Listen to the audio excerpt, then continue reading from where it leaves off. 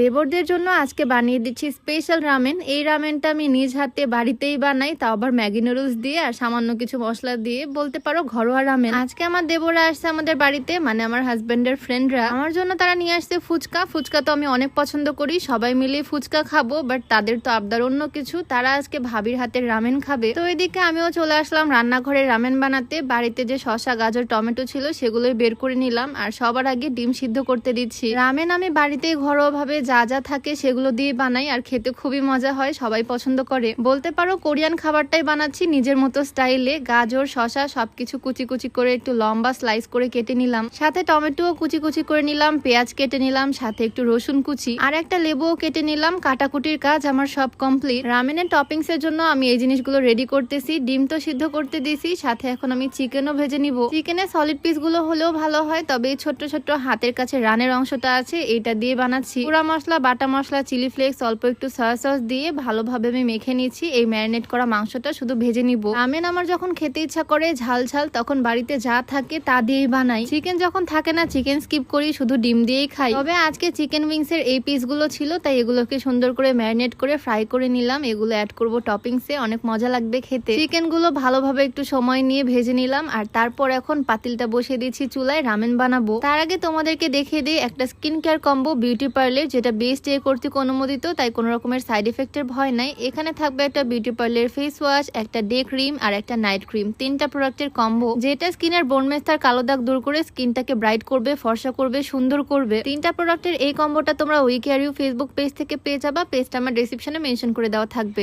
যাই হোক, এদিকে চুলাটা মিডিয়াম লো হিটে দিয়ে দিলাম, আর তারপরে অল্প একটু তেল অ্যাড করলাম, তার মধ্যে দিয়ে দিলাম পেঁয়াজ কুচি আর রসুন কুচি। বাকি সবজি কোনো কিছুই রান্নায় যাবে না, ওগুলো সব টপিংসে ইউজ হবে। পেঁয়াজ আর রসুন একটু ভেজে নিয়ে তার মধ্যে অনেকটা পানি অ্যাড করে দিলাম। আর এই হচ্ছে আমার হাতে নুডলস গুলো, অনেকগুলো প্যাকেটে নিয়ে নিলাম, কারণ ওর ফ্রেন্ডরা খাবে, সাথে আমার বাড়ির সবাইও খাবে। নুডলস এর প্যাকেট থেকে মশলার প্যাকেটটা বের করে নিয়েছি, আর এই স্যুপের মধ্যে প্রত্যেকটা প্যাকেট থেকে মশলা ঢেলে দিলাম। রামেন বানাতে যে কোরিয়ান নুডলসই লাগবে বিষয়টা এমন না, যে কোনো নুডলস দিয়ে বানানো যাবে। একটু চিলি ফ্লেক্স দিলাম, গুঁড়া মরিচ দিলাম, গোলমরিচের গুঁড়া দিলাম, আর অল্প একটু সয়া সস অ্যাড করলাম। কালারটা খুবই সুন্দর আসছে। তারপর একটু টমেটো সসও দিলাম, খুবই সুন্দর আসছে কালারটা, দেখেই লোভ লাগতেছে। ঝালের ব্যালেন্সটা ঠিক রাখার জন্য অল্প একটু চিনি অ্যাড করলাম, আর আমি টেস্টের জন্য অল্প বাটা মশলা দিছি। আর এখন অ্যাড করতেছি চিকেন স্টক। এই চিকেন স্টকের প্যাকেটটার প্রাইস মাত্র 25 টাকা। এটা যে কোনো সুপার শপে পাওয়া যাবে, চাইলে এটা স্কিপও করা যাবে। 25 টাকায় এখানে 2টা কিউব থাকে, একটা কিউব আমি ভেঙে দিয়ে দিলাম। আজকে কিন্তু আমি এই পাতিলে 7-8 জনের জন্য রামেন বানাচ্ছি। ফার্স্টে আমি রামেনের ঝোলটাই বানিয়ে নিলাম, এটা কিন্তু একদম রেডি। অল্প খানিকটা লেবুর রস অ্যাড করলাম, আর এখন পরপর প্যাকেট থেকে নুডলস গুলো ভেঙে ভেঙে দিয়ে দিচ্ছি। এখন এই স্যুপের মধ্যে 2-3 মিনিট আমি নুডলস গুলোকে সিদ্ধ করে নিব, যাতে ভালোভাবে রান্না হয়ে যায়, ওভারকুক করব না। আর ফাইনালি আমাদের ঘরোয়া রামেন একদম রেডি। সয়া সস, টমেটো সসে লবণ ছিল, ম্যাগি মশলায় লবণ ছিল, তাই এক্সট্রা করে আমি লবণ অ্যাড করিনি। প্রথমে নুডলস দিলাম, তারপরে স্যুপ দিলাম। এখন তো আমার রামেন একদম রেডি, বাট টপিংস গুলো বাকি। সিদ্ধ করা ডিম গুলো অর্ধেক অর্ধেক করে প্রত্যেকটা বাটির মধ্যে বসিয়ে দিলাম। বাটিগুলো যেহেতু একদম ছোট ছোট স্যুপ বোল, ছোট বাটির মধ্যে আমি সবগুলো টপিংস সুন্দর করে সাজিয়ে দিচ্ছি।